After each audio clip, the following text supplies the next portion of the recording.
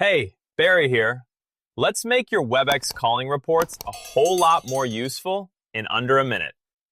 You can now group your data by site location and break it down further by department. Translation?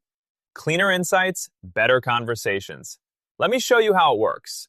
Jump into your Webex platform, head to Reports, and pick any report to edit. Scroll down to Grouping Statistics and turn on Data Grouping. For your primary grouping, select Site Location. Now here's the upgrade. In secondary grouping, you can choose Calling Party Department or Called Party Department.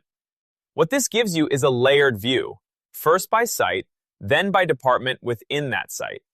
So instead of just seeing where activity is happening, you now see who within that location is driving it. That's it. Simple change, way more visibility. I'm Barry. Making your data make sense.